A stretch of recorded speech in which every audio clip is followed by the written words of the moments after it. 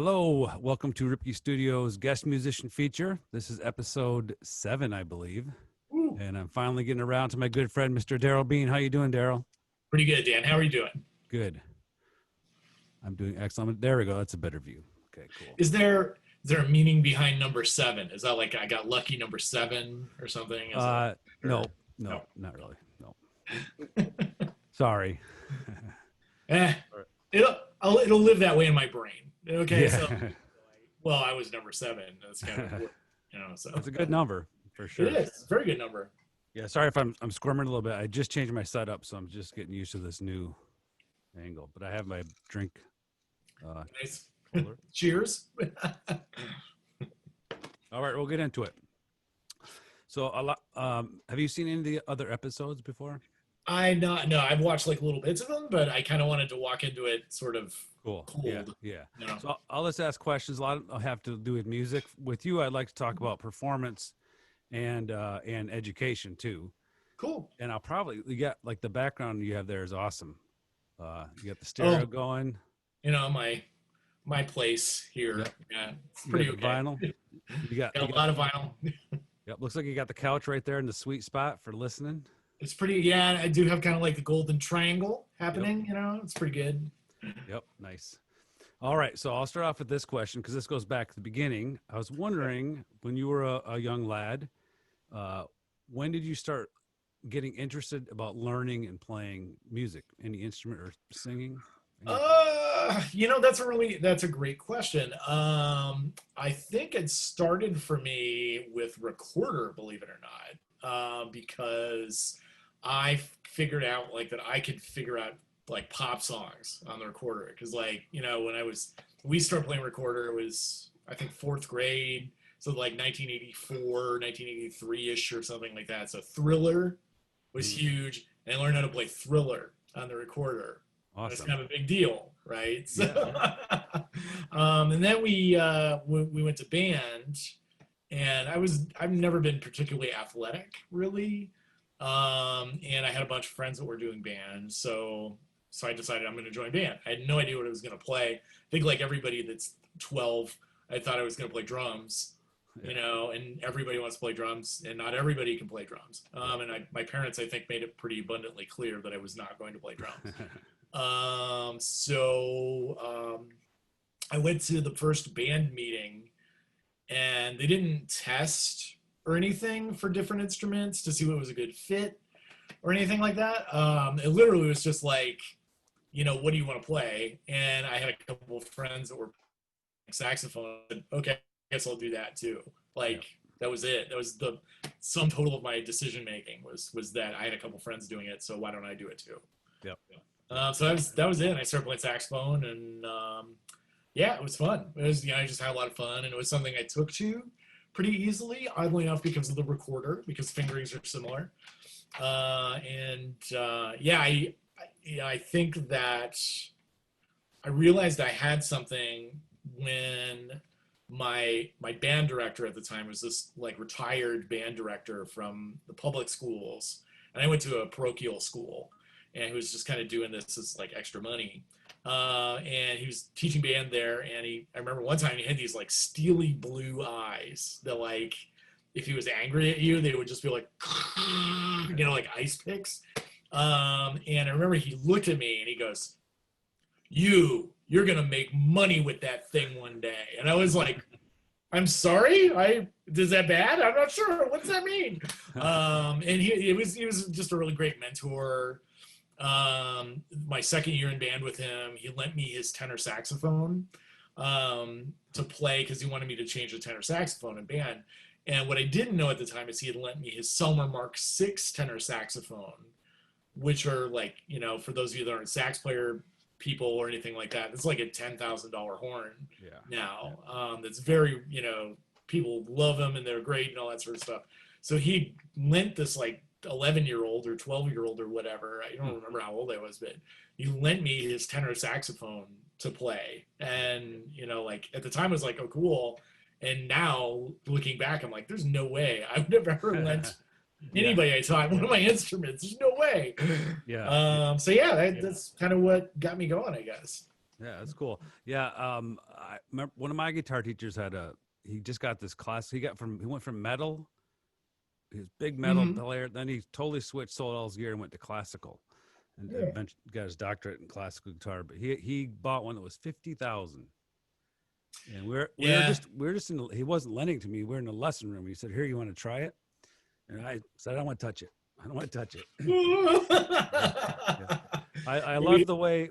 Can you say that again? What he told you? You're gonna make money with that someday. Yeah, he's like, you're gonna make money with that thing one day, kid. Like with the finger point and the whole Yeah. thing. And I didn't know if I was in trouble or not exactly, but Yeah, it's a cool way to say it because it has much more intensity that way. It registers. Think about it more. oh, totally. I mean, yeah, obviously I remember it today, like it happened yesterday. It's Yeah, cool. So you got into sax, and I know you Mhm. like I can imagine I have instruments all over this room around me that you could probably sit on any instrument and play it. So I was wondering what other instruments you play. Well, I play guitar, I play piano and keyboards. And for a good chunk of my life, not so much now, but for a good chunk of my life, I was a tuba player Huh. as well. Yeah. And I think that's kind of, I mean, I sing too, and I play bass, like any of the guitar adjacent Yeah. instruments. I can play Right. that sort of stuff too. But yeah.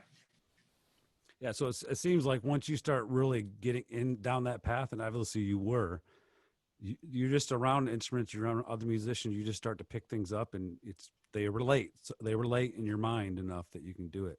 Hmm. Yep. I remember at the music school I taught at, we always traded lessons, like on off time. We Mm. trade guitar lessons for drum lessons with the other instructors, Huh. and it was good. It's good to know different things.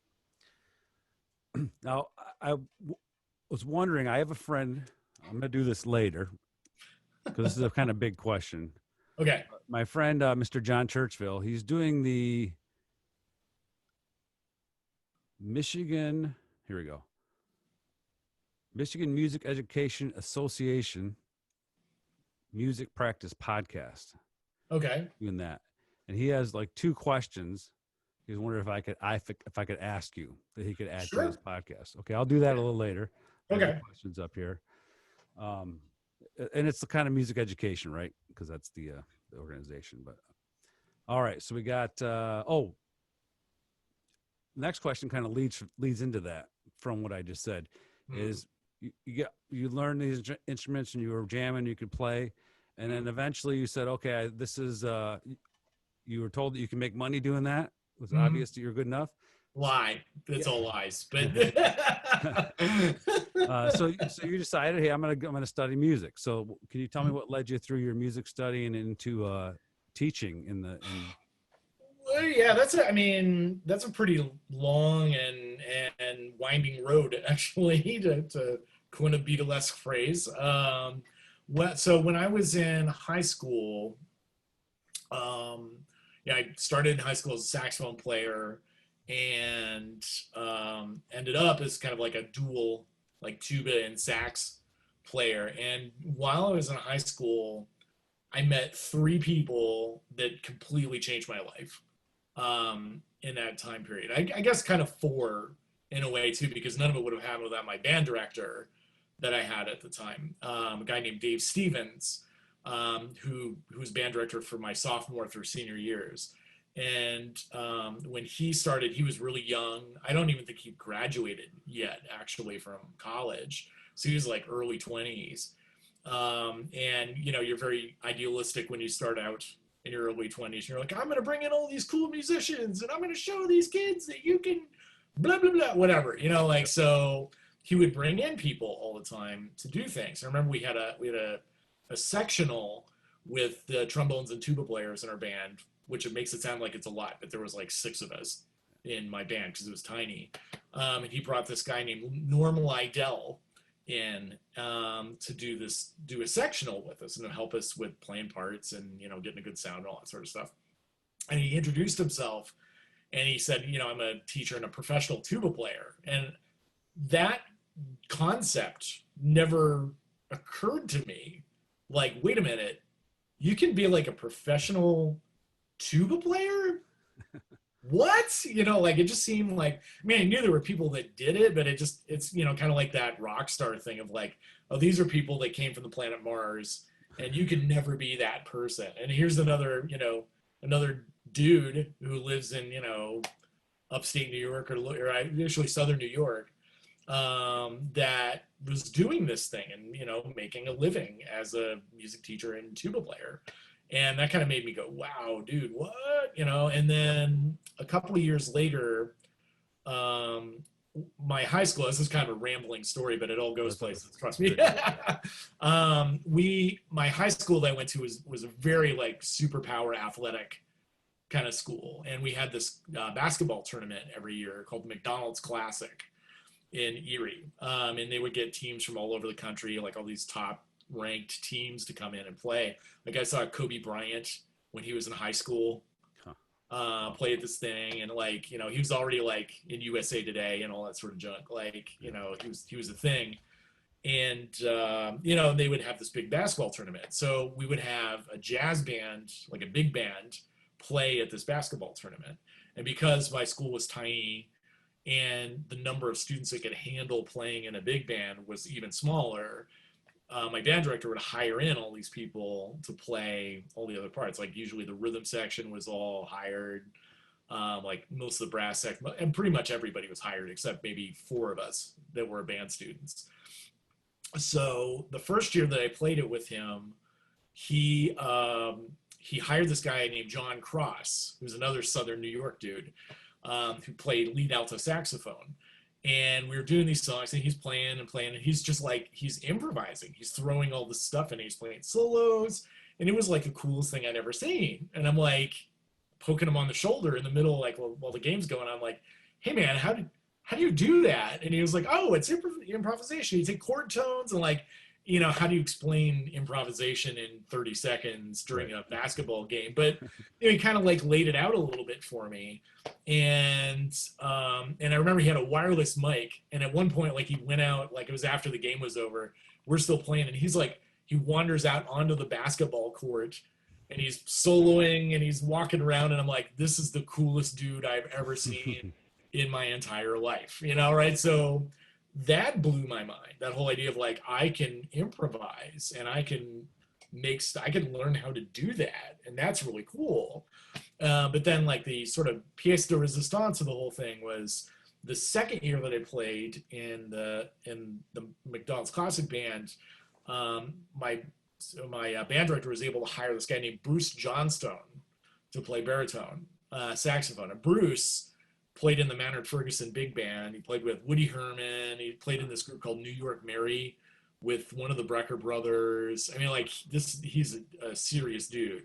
And I actually had records with him on it. Right, yeah. And I was playing baritone sax at the time in the jazz band. And I'm like, oh my God, I'm going to get to sit next to Bruce Johnstone and play with Bruce Johnstone. Holy shit, you know, like this is amazing. Can I swear? I'm sorry if I... Yeah, you can yeah. Okay. Yep. But it was totally mind-blowing, right? And so Bruce shows up first night of the tournament, sits down, you know, and I'm scared because I'm like, oh my God, it's Bruce Johnstone, man. Like, what am I going to say? What do I do? You know, I'm totally starstruck. And he leans over and he goes, hey, what kind of reed you playing on?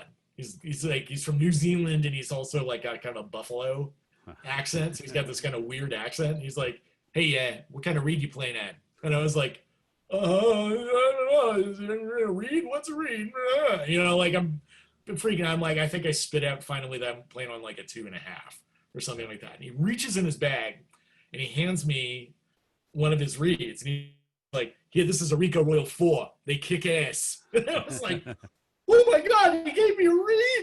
You know, like, and I'm freaking out. I put the reed on. I can't play it, of course, because it's like basically like taking a chunk of a tree and sticking it on the mouthpiece, you know. But we started talking and hanging out during the game, and he turned out he was teaching lessons in town, even though he lived in Ripley. Like, I don't know what it is with Southern New York, but there's just a bunch of people there. But you know, he was teaching lessons at a music store, and he's like, hey, why don't you come take lessons with me? And I was like, oh yeah, let's do that. So for the next 2 years, I took like weekly lessons with Bruce and got to play next to him and talk about music and talk about being a musician and life. And it's like he was kind of like my Mr. Miyagi in Yeah. a way. We just watched those movies with my son. Yep. We're totally in Mr. Miyagi mode right now. Yeah. So total Mr. Miyagi moment, man, with him. It was pretty great. And that changed my life. Those three things just kind of set me in this direction. Yeah. And even then, I still resisted becoming a music major. When I started college, I was actually a pharmacy major because I figured I'll make money and they'll play on the side, right? Yeah. And I started out as a pre-pharmacy major, and I was a music minor, so I was still like in music and practicing and taking lessons and all that stuff. And then I was going through my classes, and I did okay. But I remember I was sitting in biology class, and I'm like not even really paying attention to what's happening in biology class. I'm thinking about what I want to practice when I get out of biology class and what I was going to do for my lesson that week. And it's like it was all music. Yep. And I'm like, I think I'm in the wrong major. And I literally stood up in the middle of biology class, walked out, went to the registrar's office and changed majors. Good, you knew. Yeah. So yeah, and then once that happened, I kind of dove in. Being again a kind of a small school, I had a lot of opportunities to do a lot of stuff. Like I played in wind ensemble, like the band, concert band, and then I also played in the orchestra. I played in percussion ensemble because they didn't have enough percussionists to fill percussion ensemble. So like the first concert I played on, the first piece that I played on was Ionization by Varese. Okay. So it's like, this is crazy. It's awesome. I love it. And we had chamber groups and all that sort of stuff. So it's like I was just playing all the time, became a composition minor. And somewhere along the line, I never really intended to be a teacher, actually. Like I wanted to play. That was my whole intent when I went into music. And a very influential person in my life, Lowell Hepler, who was my tuba teacher at Mercyhurst, where I went for my undergrad, it's kind of like gently kind of suggested like, well, you can play, just, you got a teaching degree, you got something you can do. And he's like, I remember him just saying to me like, if you can play, you can play. It doesn't matter what degree you have. If you're good, people are going to ask you to play. But if you have a teaching degree, you can also teach, which you can't do if you have a performance degree. Like you have to have the degree to do that. So why don't you get the education degree just to have it? And then if you play, you play. That's all there is to it. Yeah. And I was like, all right. And then it kind of made sense to me. So I did it, Yeah. Yeah, that totally makes sense. And I have a few things I wrote down. My mind works in weird ways. Mm-hmm. I did want to mention these in reaction to what you said that were cool things. You mentioned that teacher in school that was amazing. He brought all those people in because that's a lot of work, just coordinating that.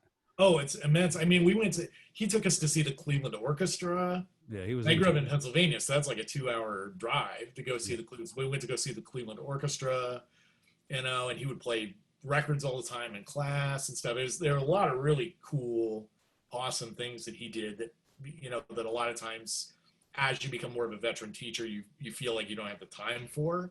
Right. That's more important to you, I guess, when you're younger, because I don't know, you don't feel it as much when it's really hard to do that kind of stuff. Right. I don't know, Yeah. That makes sense, and that's going to lead to one of these questions my friend John has for sure. I mean, you've already really answered them really well.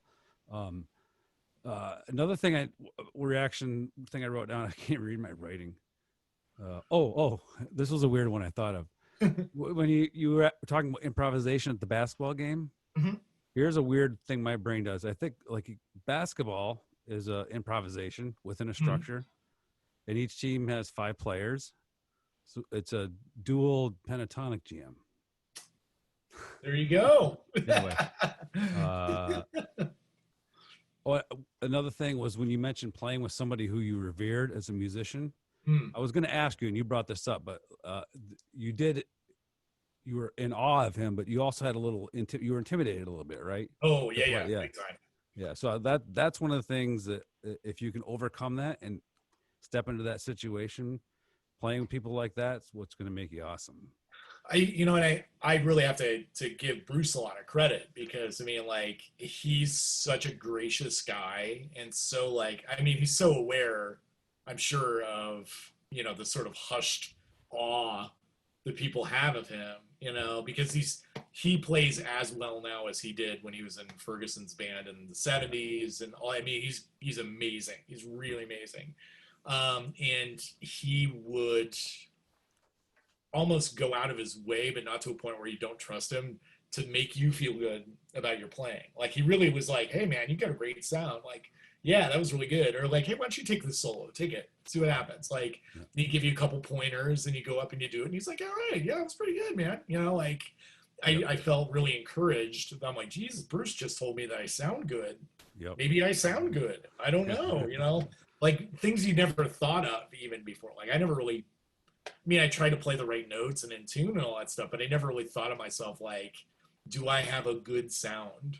Right. Yep. As a player, I was just playing because that's what you do, right? And I think Bruce kind of raised my awareness of that as well, because I heard him play, and I'm like, I want to sound like that. How do I sound like that? And then it really made me explore different playing techniques and all that stuff to see if I can match the way he sounds. And I still try and sound like Bruce. Basically, that's kind of buried in there. Yeah. Uh, and another thing was, like you said, this ended up in you take lessons from somebody from these encounters, right? Mm-hmm. Yep. And that's another thing too, is when you get those, seek those out. Like, I remember when I lived in San Francisco for like in 1998, Mm-hmm. and I heard he was a homeless guy on the corner of Market Street, and he played jazz guitar through a little amp, and this guy was amazing. Mm-hmm. And I said, "Hey, do you teach lessons?" And we ended up meeting like 7 o'clock in the morning on Market in San Francisco downtown, and he gave me a lesson every Sunday. And I learned a lot from that guy. It was pretty interesting. Far out. That's awesome. Yeah, that's one thing I always try and tell like younger people is like, or even older for that matter. Like, if somebody's better than you, don't be like, I don't know, ashamed of that or jealous of that. Like, gravitate towards that and see what you can learn from them. Yeah. Like, one of my favorite keyboard players is like 20 years younger than me. Evan Mercer is his name, and he plays with Betty LaVette, and he's all over Detroit, and he's incredible. And it's like, anytime I can learn something from Evan, I try and take that opportunity because he's so good. Yep. Yep. That's great. And I remember you having me come in when you were teaching at Ore Creek Mm-hmm. and helping with the strings. Because the guitar, like a lot of kids playing guitar, they learn a few chords and they learn the tab for the metal songs or whatever. Yep. And then look at a jazz chart and it's like, whoa, Yeah. a lot of stuff. Right. Yeah. So it's good to, I mean, that was wise of you to bring somebody in to kind of boil that down for them.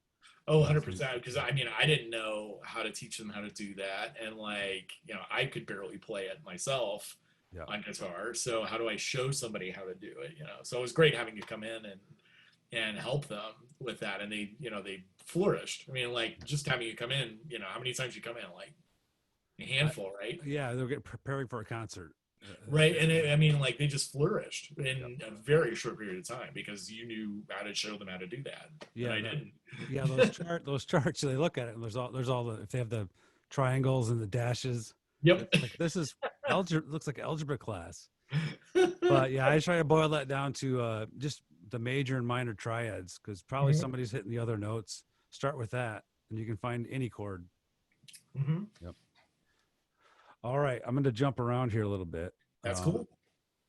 And you told me about some of your musical influences as you were coming up and learning music. But how about like in general, some of your music influences in your playing, like favorite bands, could be from different eras in your life.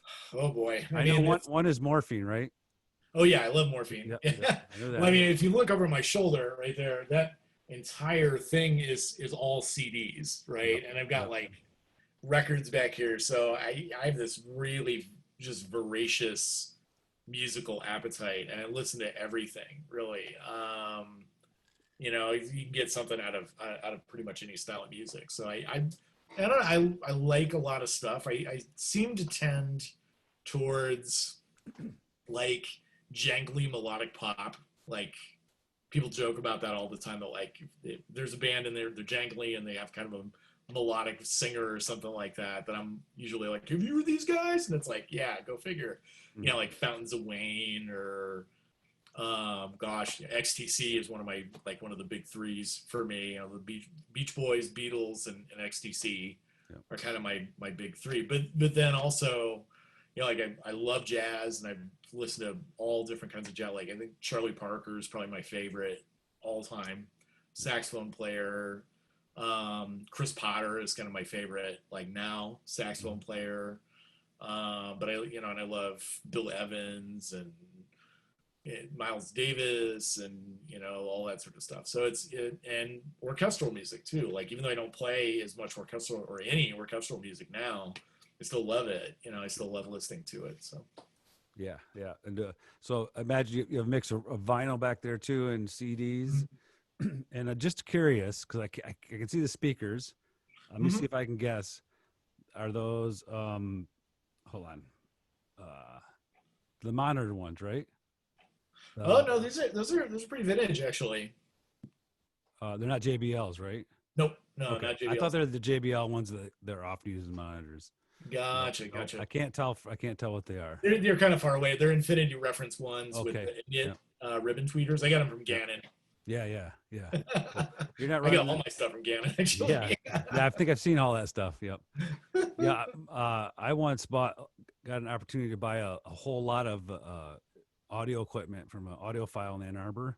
Mm, The guy passed away. It was sad, but his friends inherited this stuff and they needed to get it out of the house. yeah. And he had like the Martin Logan, Mm. the thin speakers, electrodynamic. Yeah, the plates, they're like Yeah. plate speakers. Yeah, yeah. Yeah. But this guy, all he listened to was all classical. Oh, far out. So he had vinyl. He had like 70,000 records My and, God. and 100,000 CDs. They're dealing with all the. I said I can't take the records. I don't know. I wouldn't know what to do with them. You got to find a wholesale or something. Yeah, no kidding. Like, and classical records at that. It's not like, you know, it'd be one thing if it was like a collection of, you know, Dylan or whatever. You could find somebody to buy that in no time flat. But like, that's one of the great things and one of the sad things about being a classical and jazz fan is that you can get records for like nothing, basically, because people don't buy them, unfortunately. Yeah. So some of my favorite records are like $2. You know, I just Right, found yeah. somewhere and it's like, oh my God. Yeah, it's fun when you get a good sounding one. Yeah. All my old ones were scratched up. Look, I had some great Beatles records when I was a kid, but I was 5. Yeah, you They're know, scratched. you just don't know. You know, No. I've got a few of those too. Like I have a Beach Boys record. It's one of my favorites, All Summer Long. Yeah. And I've had it since I was like 10, and it is beat to hell. I mean, it's really bad, but I still like it. So every once in a while, I'll throw it on and deal with the pops and the cracks and the hiss. You know. It was yeah. All right, I'm going to ask these questions from John right now. Sure. Yeah. Before on the other shows, I did like a break to the audio clips. Mm-hmm. I'm just going to do hard cuts. Okay. Yeah, I don't because I like to. I talk long, and I'm like, oh, that segment was half hour, so I can cut it at any point. Right. Yep. Okay, so once again, these questions are for the Michigan Music Education Association, Sure. MMEA. Mm-hmm. For those of you keeping track along at home. Is he keeping track? And it is the Music Practice Podcast. And from what I've heard from John, it's a music education organization, but he's really interested too in like just the practice of music. Sure. So first question is this. As of today, it starts with a statement. As of today, music education in public schools serves roughly 20% of the total population of students. What can we do to get that number to 100%? Well, I mean, that's a great question. And I guess the question I would follow that up with is that why does it need to be 100%? Or what's the intent behind it being 100%? Because everybody likes different things, you know, and like some people are going to be art people and some people are going to be sports people and all that sort of fun stuff. So I guess if the intent is for it to be 100%, it would be to deeply consider what all the different avenues of being involved in music are exactly, and how do you address all of those things? Like, how do we make people better consumers and listeners of music, or not even better, but just how do we make music more intrinsic in their life, and try and show them ways to understand what's happening. Kind of like music appreciation, but maybe a little more, I don't know, Right. holistic, I guess, if that's a good way to look at it. Yeah. And then another big way I think that a lot of music educators are doing already, which is awesome, is to think beyond band and choir, right? Like, it seemed for a long time like everything we were doing were in service of either shoveling people into band or shoveling people into choir, into these large group ensemble experiences that, to be honest, how many people when they graduate are going to be in that situation again, Yeah. and even know how to interact in any situation but that, where the band director is handing you a piece and showing you how to do it and all that sort of stuff. Like, they can't, how do they manage on their own when they're out? And a lot of them don't, so it seemed like for a long time that's what we were doing. But now I feel like music teachers that I've observed anyway, are doing more to sort of address things like songwriting, music production, all these things that people do and can be active in musically once they're out of school, that are probably more likely for people to be involved in their adult life. How many people record music in their house, compared to how many people play in a community band, right? Like, or who's in a jam band in their garage or whatever, just trying to find venues to, what's the right word? I'm not sure exactly, but trying to find venues for people to express their relationship with music in a way that fits them the best, I guess. So yeah, I think that's probably a healthy way to go with those kind of things. Yeah. And I think the question, he just typed this question out quickly today, and as you were answering your beginning of the answer, I was thinking that 20% number. I'm not. What I would say is some schools are not able to have music. Like, so what percentage of schools have no music program? Right. So nobody in that school has the option, to try it, right? And there's kids would be interested in different things, but I guess it'd be cool to like get that into more schools. Because I've like, I went to your school in Heartland. I couldn't believe the amazing instruments and room you had. It was pretty cool. Mm-hmm. Ann Arbor too, and Yeah. then I've been to other locations. They're just in between and very near with no music program. Yeah. So it's just really strange that that's the difference. I've experienced that on even like a microcosm level, where when I taught in Ferndale, and they've changed their system quite a bit since I was there, so I don't know what it's like now.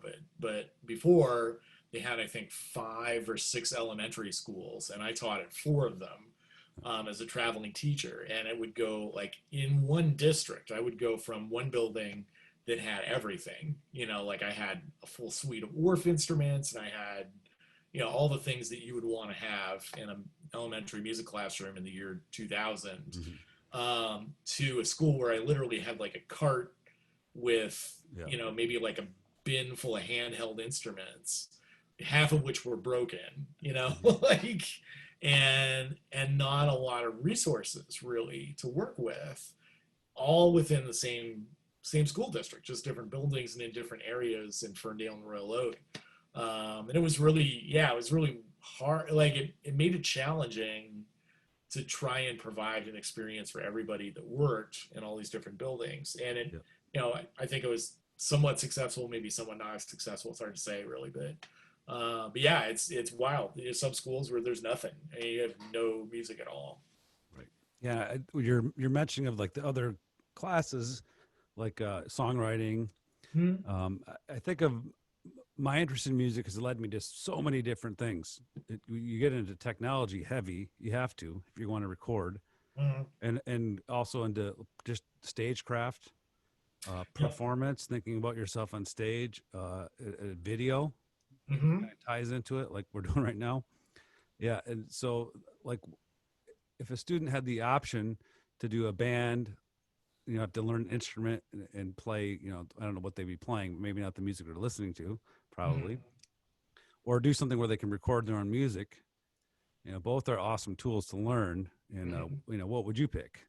You know, I definitely want to do the recording or songwriting. That'd be cool. Oh yeah, yeah. I mean, it's there's so many things that like I one of the things I tried to express to my students when I taught in Heartland was how much is available to them for free now. Yep. That like was mind-boggling when I was their age, and to be the old man, like you kids don't know how good you got it. But it's like, it's like you can download stuff for free that lets you record, and you Yep. can have synthesizers, and you can have like all this stuff is just out there, and Yep. you can have it for nothing. Holy cow! Like, Yeah. take advantage of that. Go. Yeah. At the Ann Arbor Library, do you know you can check out theremins? Yeah, Yeah. yeah. That's insane to me. That's pretty cool. Yeah, they have the whole synthesizer thing where you can like check out synthesizers and stuff, and Yep. yeah, it's Yep. it's crazy. Yep. Yep. And the second question, I think you already answered too, but I'll just let you add anything if you want. Sure. So your summation was perfect for both. But where do you hope to see music education in 10 years? Whew.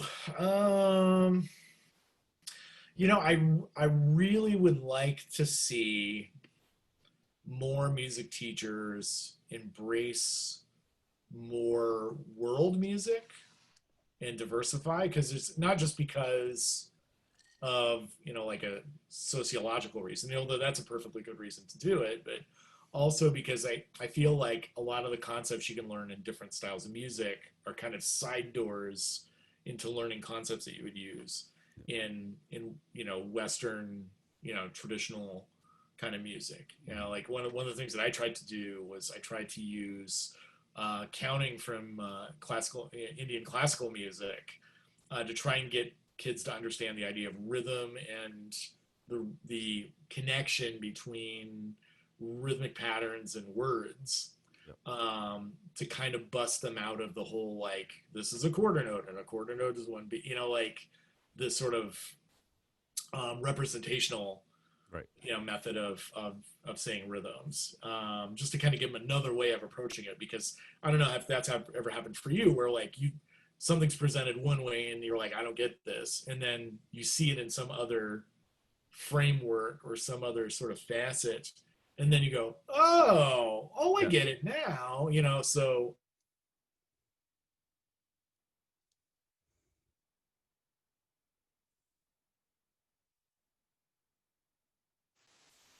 oops. Oh, you're back. You're back. It's Are still, you still recording or do you need yeah, to? it's still, yep. Okay, Yeah, cool. this happened with Colin too. But yeah, what was they saying? I think that it provides you opportunities to learn things that you would need to learn to be successful in band or choir or songwriter or whatever, but just learn it in a different facets that might make it click a little better. Plus, it's cool and it's really interesting. Yep. Yep. And especially if you have a diverse classroom, and Yeah. even if you don't too, but yeah, today I tried to get an hour. I'm trying an hour a day for the next few weeks to practice. And it'd be in Hindustani classical music. It's just when they do it trades back and forth, and they keep Mm-hmm. reducing the amount of the time. So it's four beats, then three beats, two, two, one, and it goes down to half, and Huh. then they finish together, do a phrase, and then end on the one. Huh.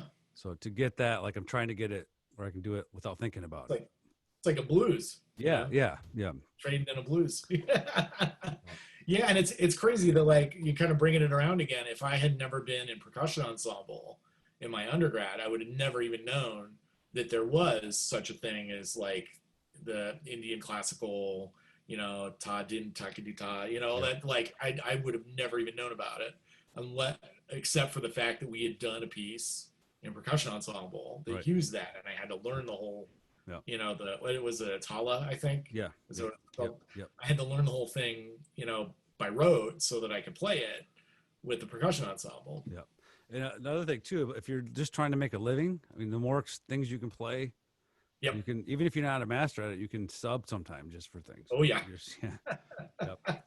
Yep. So this, Well, Yeah, go Oh, ahead. go ahead. You go ahead. No, I was just going to say that my one of my tuba teachers, Marty Erickson, always called it the School of Higher, as in HIRE education. Yeah. Yep. Yep. That's good.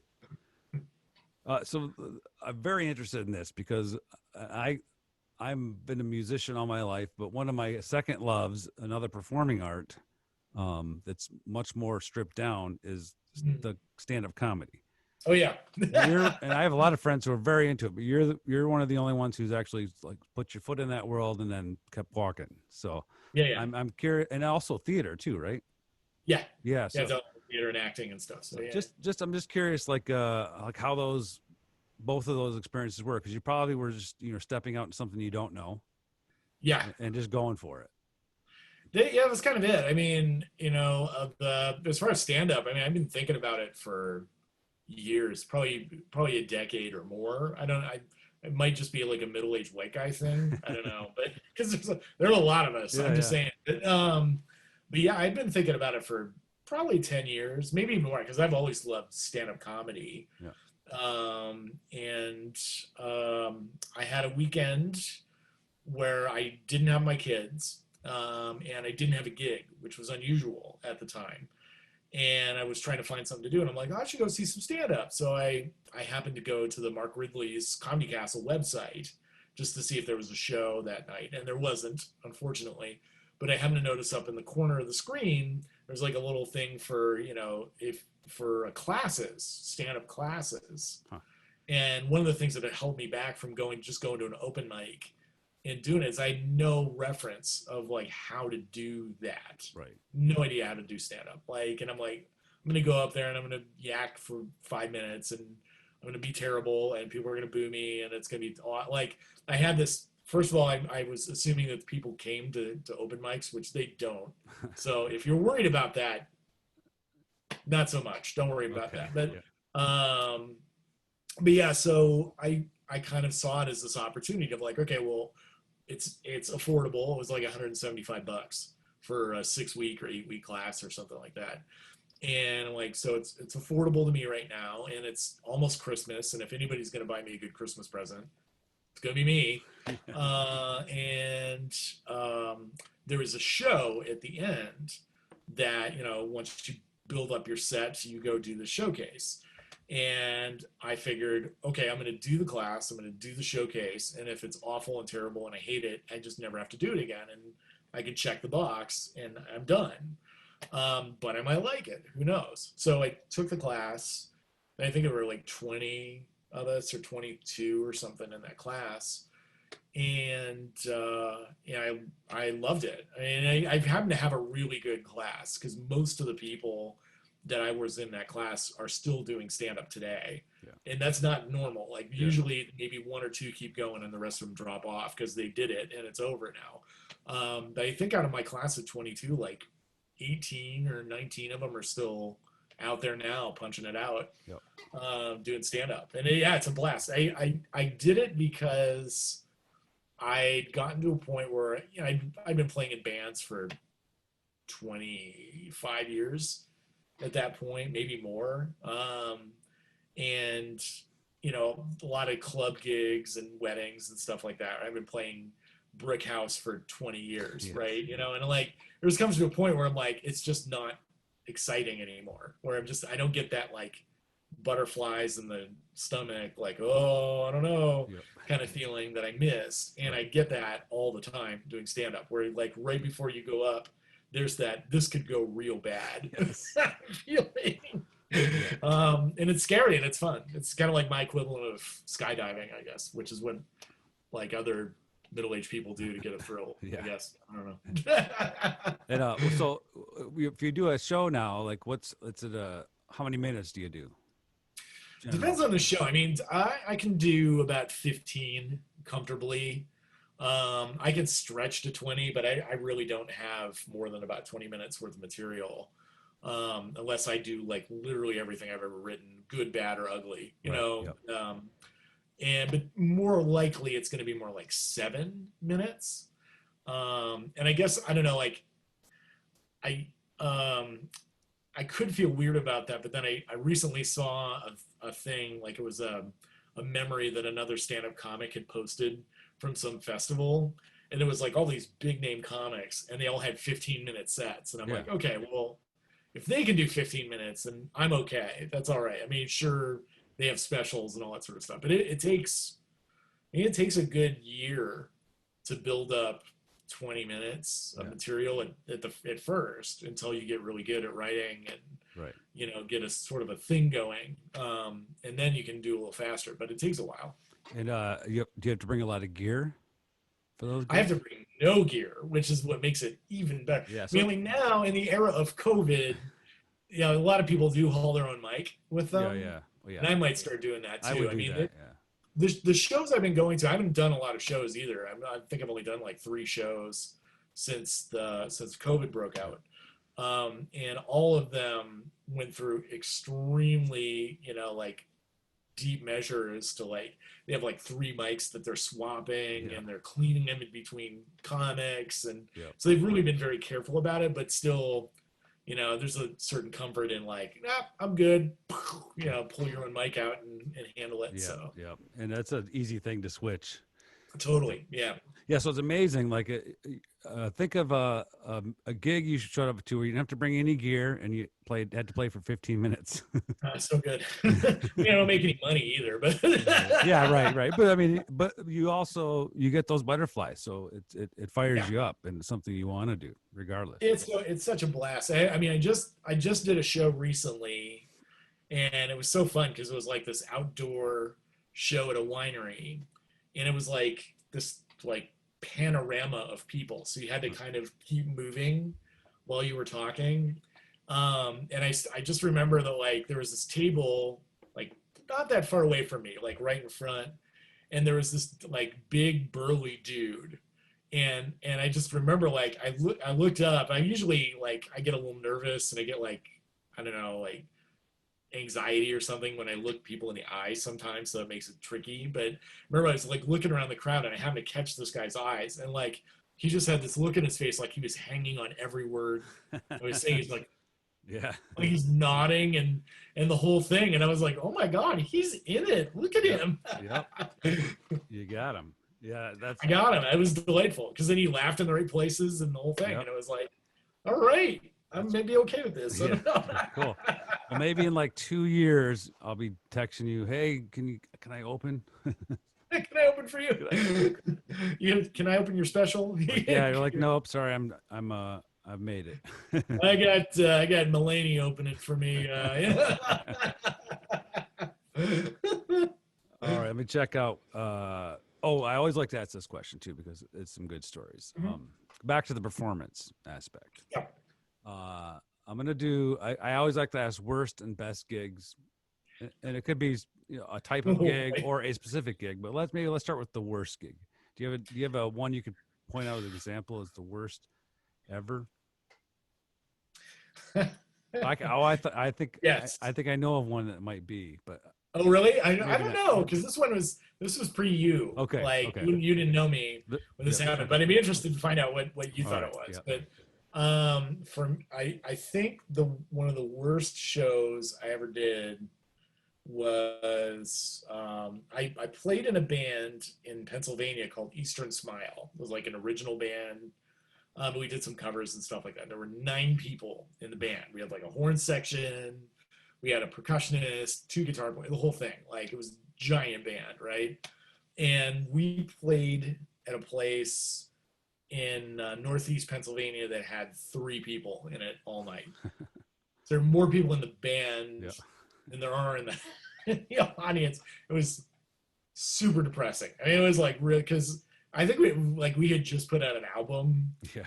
and everything, and it was like we thought we were pretty hot shit, and then Yes. like, yeah, and I believe my timing might be totally off on this, but I think like not a few weeks before that was our CD release party, which was packed. I mean, like Yeah. everybody was there, and it was like standing room only, and we felt like rock stars. And then like a scant 3 or 4 weeks down the road, we're playing for 3 people who are not paying any attention to us, by the way, at all. Where'd everybody go? It's like, where's all our fans, man? So yeah, that's probably up there for worse. I don't know. What did you think it was? Well, I've had lots of those kind of gigs where you drive a long way and set up all the stuff and there's nobody. But it was a New Year's Eve. I wasn't there for this one, but I heard about it. I think a New Year's Eve gig with my I know what friend. you're talking about. Yeah, okay. Yeah, that was pretty bad too. That was Yeah, I remember four songs. Adam telling me that story. I'm like, that's just bizarre. Yeah, what do we played? I think four songs, maybe five, and they're like, "All right, you're done." It's like- and that was even worse because And they sought now you that I out. think about it, They sought him out to hire him too. right? I Yeah. mean, it's crazy. But I just realized that was worse because at least I could see the three people in the audience at that first show that I was talking about. In this one, they were around the corner, so I was literally playing to an empty room, and it was Yeah. like, what am I doing? And then they threw us out. Yeah. Yeah. It's an interesting booking for sure. That was wild. Yeah, that was a bad night too. You're not wrong. Okay. What about one of your favorite gigs? Whew. I feel fortunate that I have choices. Really, it's not like so much a stroll down memory lane and oh yeah that one like kind of with the bad one. But boy, I don't know. Or if you I can, would have to. or if you can Oh, go ahead. think of one, like if you can think of one, it could be any of them. Like what was cool about it? Because probably I've had a lot of good ones, so it's hard to think of the best. I think like there's a couple of them that are sort of in the same like sort of genre of opening band spots, which usually suck. But like I've been really lucky to play with a couple of really good bands that were opening in situations where they're like people were already kind of keyed up anyway, so they kind of like let that gave us some of it too. Yeah. And two in particular, I'm thinking of when I was in Shotgun Soul. Ah. We played a show at St. Andrews Hall in Detroit. We were opening for the Infatuations, who were opening for Ty Stone. Okay. And huge crowd, and we're on stage at St. Andrews Hall. Where I'd been to 100 shows at St. Andrews. Well, maybe not 100, but you know what I'm saying. I've been to a lot of shows as an audience member at St. Andrews Hall, and I'm standing on stage at fucking St. Andrews Hall. Yeah. I'm like, this is amazing, and then people are freaking out, and you're like, what is my life right now? What's going on? And then similarly, we playing in a band called the Social Bandits. We opened for Lil Dicky at Oakland University. And it was like this big outdoor festival thing. And it was like, I think there were like 1,500 people at the show. And it was literally like, they hit the lights and you just see like heads as far as you can see, basically. And we opened and they loved us. They completely freaked out. Yeah. And I play solo and they like, yeah, and it's like, it felt really good. Yeah. To do that, and I feel like that we fed into that a little bit, so we played a little harder than we do. Yep.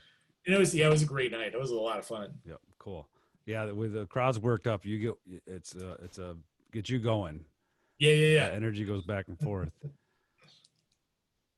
I lost my place here. I had a really good question. Let's see here. That was the best gig, right? Yeah, it's pretty much a tie between those two because but there's been so many. I've been really lucky to play with so many cool people and in so many cool places, and it would my answer might be totally different tomorrow. Right. I just think about something else or whatever. Like I've had a lot of really cool. Well, actually, that reminds me of another story. Actually, yeah, sure.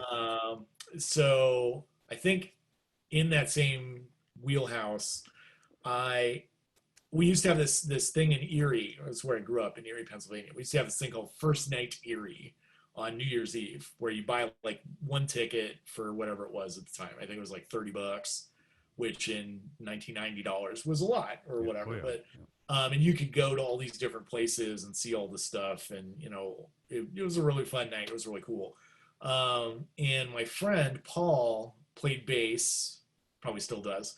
And he actually played with Donnie Iris and the Cruisers, and like, and you wouldn't know it by meeting him. He's this really kind of quiet dude, and he played cello. That's how I knew him, as a cello player. Yeah. He's a bass player, and he's like, "Hey, yeah, man, we're having this blues jam at First Night Here. You want to come? You want to play it?" I was like, "Oh yeah, sure, yeah." And it's like, okay, it's at the Warner Theater, which is like this big downtown theater.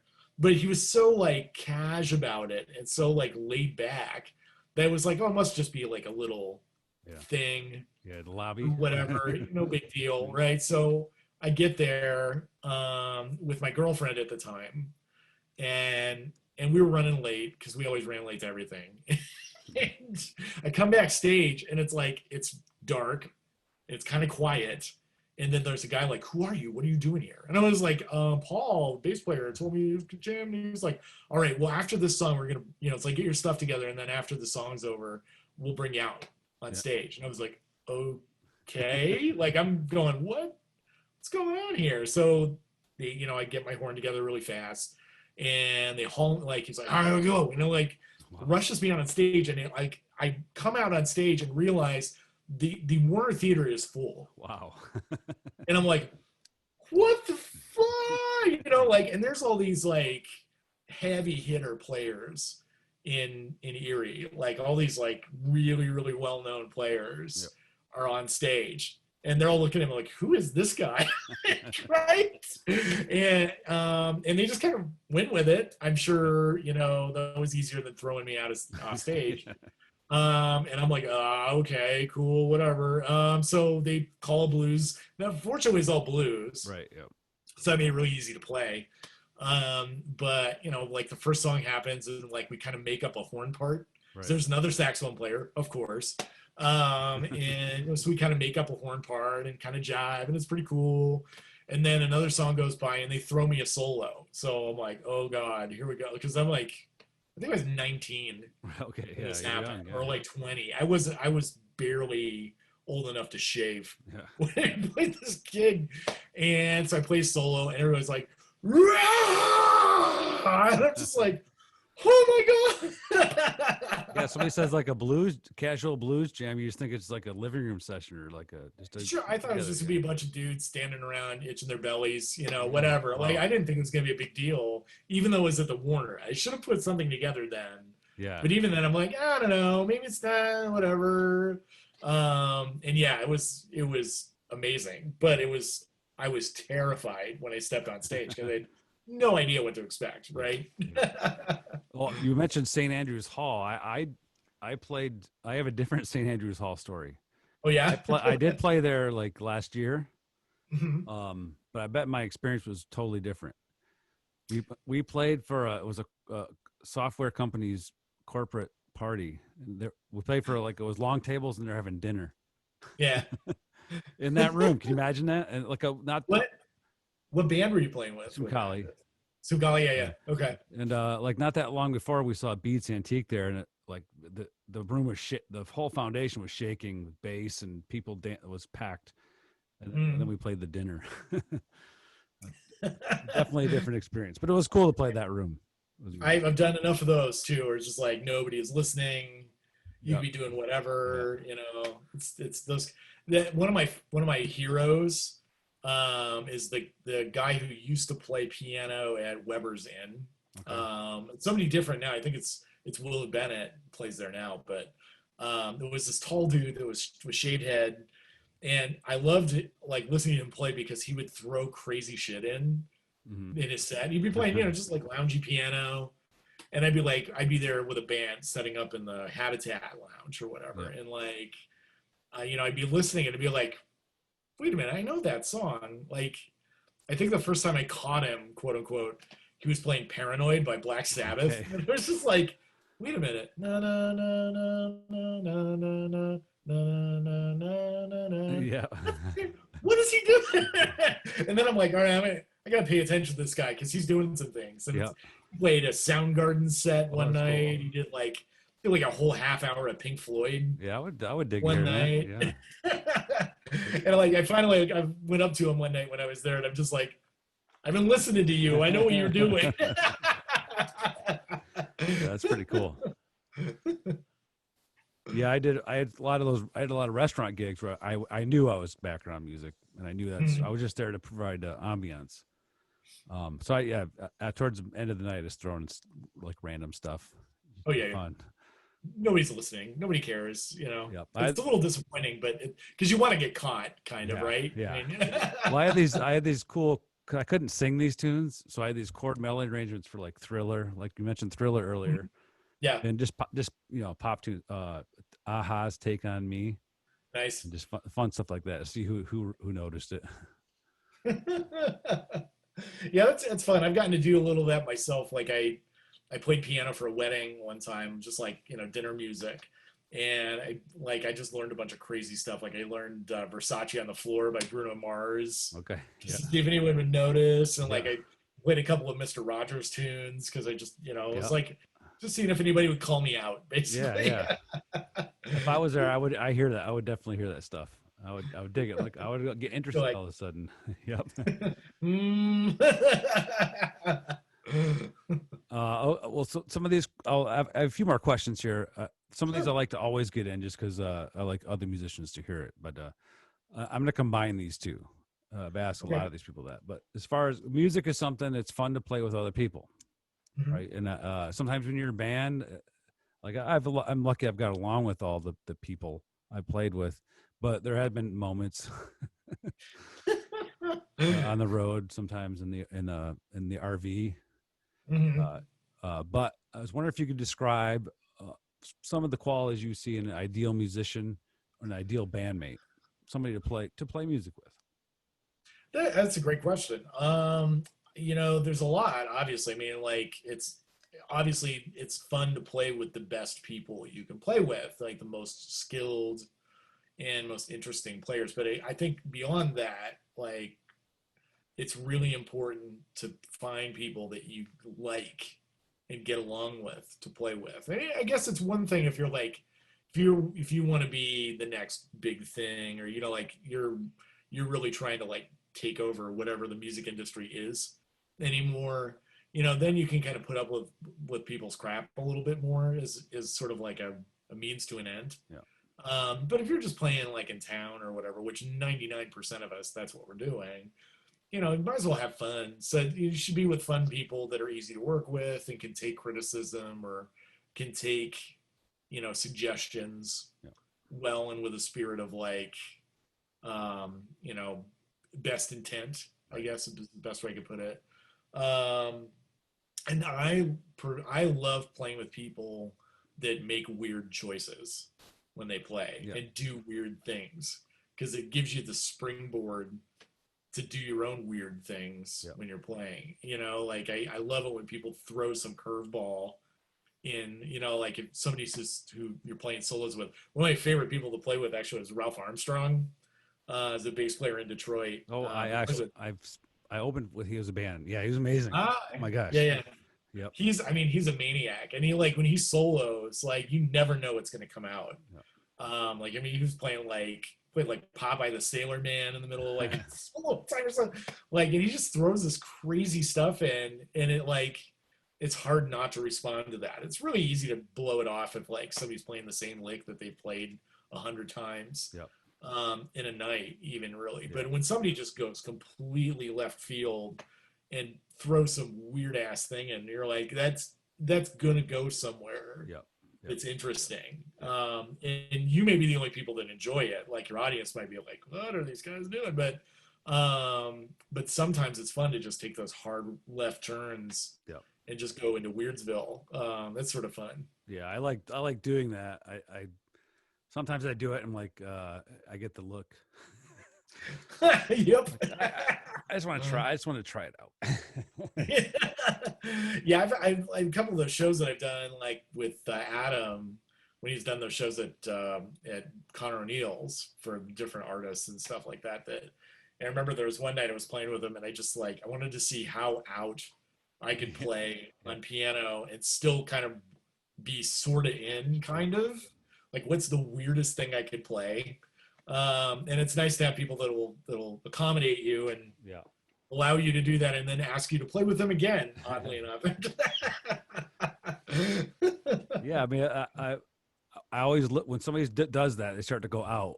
I always like, how can I support this outness? And Hmm. I kind of try to accompany it without, like I can still keep it out, Yeah. but kind of hold it. And I like to do that quite a bit, especially in soloing. Just kind of go off key for a little bit. Hmm. You got to practice it to get know when to bring it back.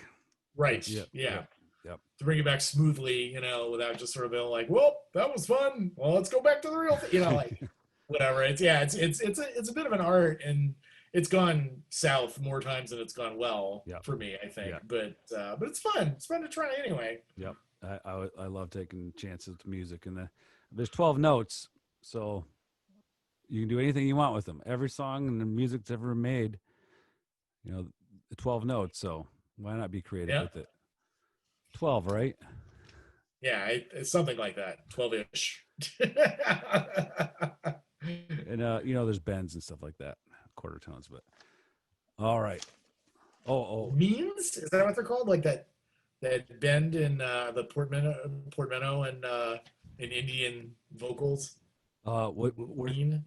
yeah, yeah, With a, like that. yeah. Yeah. There's Gomics and Eanes. Yeah, there's a guy out of Chicago, I think, who plays and he has a good YouTube series for a guitarist Oh, that explains all those things. And he has a guy in guitar doing it, and he's saying it like he says it, and he goes, "Oh, so it'd be like this, like a hammer on." Yeah, it makes it really understandable for us guitarists. Yeah, but yeah, there's a lot of the same techniques for sure. I printed out a bunch of questions um, from a music education website, but I think everything you said, these questions would be just pointless because you've said it. okay. It'd be an academic exercise because I mean, I got a master's degree, so I'm all about academic exercises. these are all pretty. I think the questions that I asked like summarized all these. These were just example questions. Sure, sure. Yep. I'm just going to make sure there's not one that jumps out at me as um, extra cool.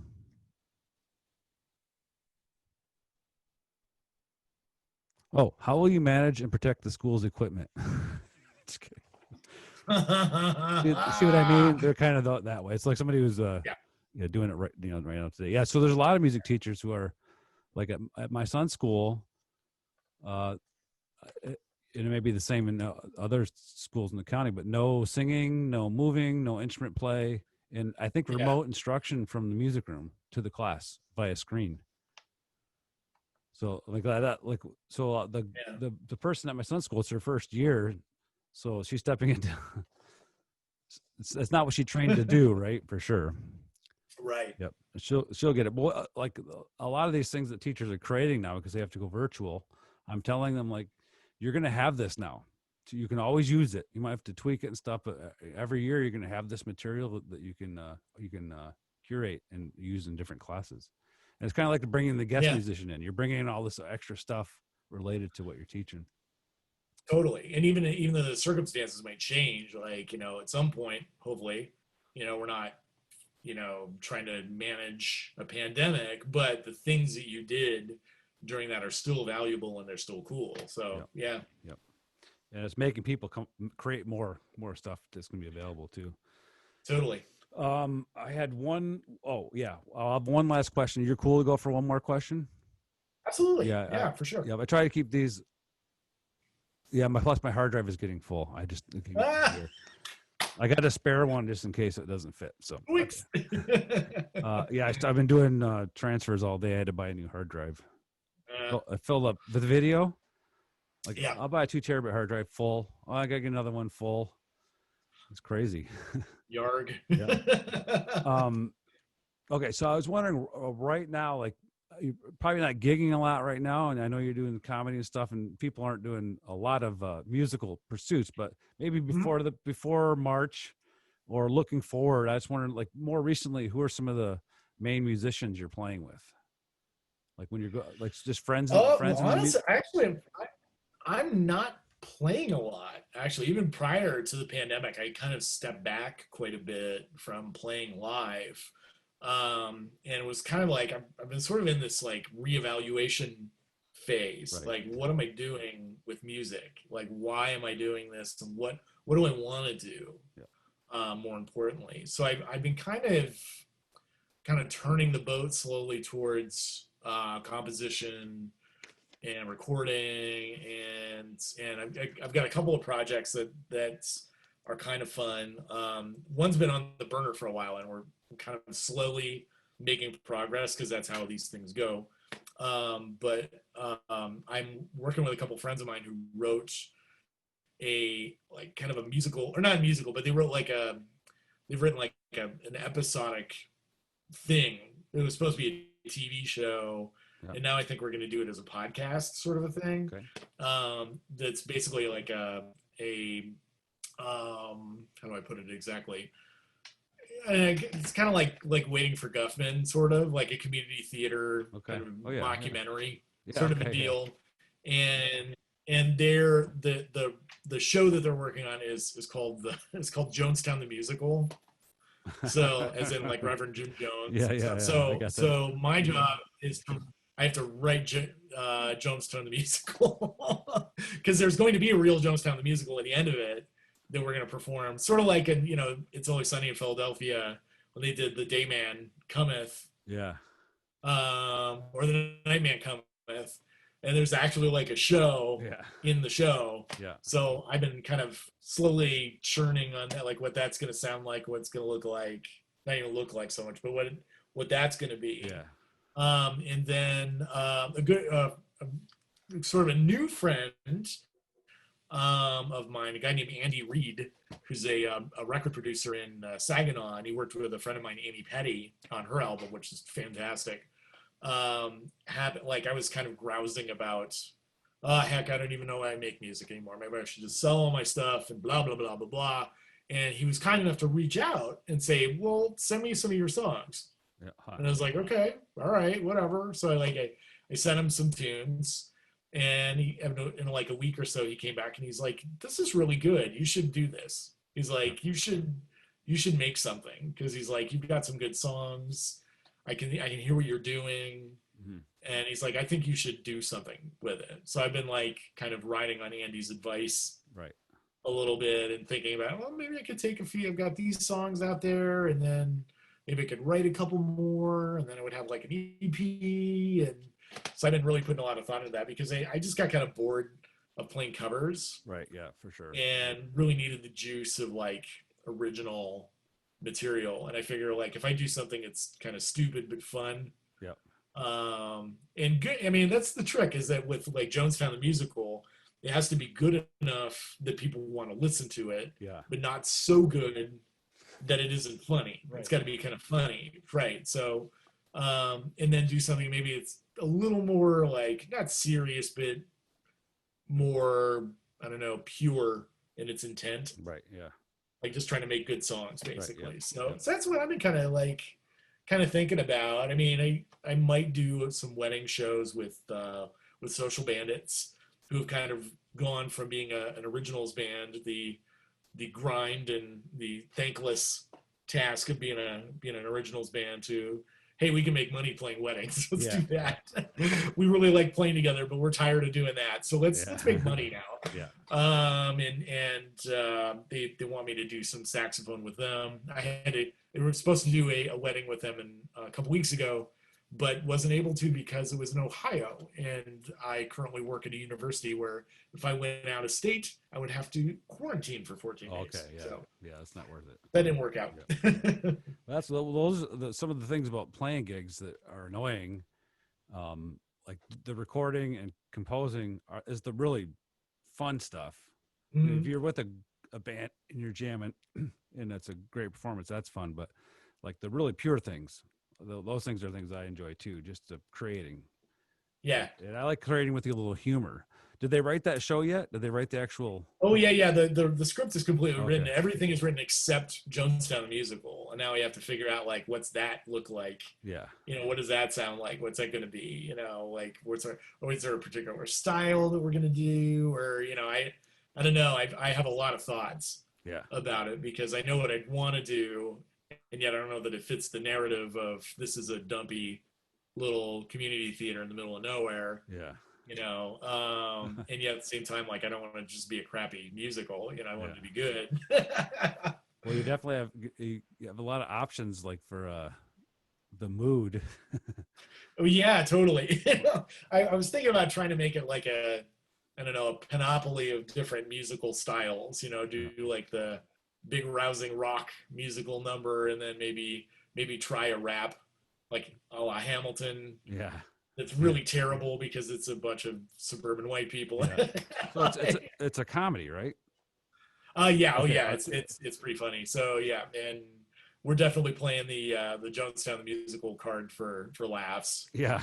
And they in there. So that's I'm pretty excited about that. It's gonna be fun. those folks drank Kool-Aid at the end, right? Yes. You're not having like the Kool-Aid guy break through the screen at the end and go, "Oh yeah." It's not a bad idea, actually. Family Guy. I wish they were the ones that wore the sneakers and the outfits because that would I could definitely have a through line Yeah. for that, you know, that you can just kind of weave through the whole thing. Yeah. But I don't know. But yeah, the Kool-Aid man, that's kind of a just throw an oh yeah in there and see if anybody catches it. Yeah. All right, cool, Daryl. Well, I'm probably going to go up and get my son to bed here. He probably should be in bed already. Absolutely. But I thank you so much for joining me today and chatting with me. Of course, my pleasure. And well, hopefully I'll have you back sometime when we can get together in the same room and you can actually play a horn without a mask, you know. And just That'd be awesome. Like I wanted to do it so we can jam in the same room. And maybe have a couple people at the same time, just have a little fun time to shoot video while we're goofing off playing music. That'd be super cool. I love that. All right, cool. Well, thanks a lot for joining me. Thanks for staying late. And have a great night, Daryl. Thank you. Take care. You too, absolutely. Thanks, Dan. We'll see you next time. See ya.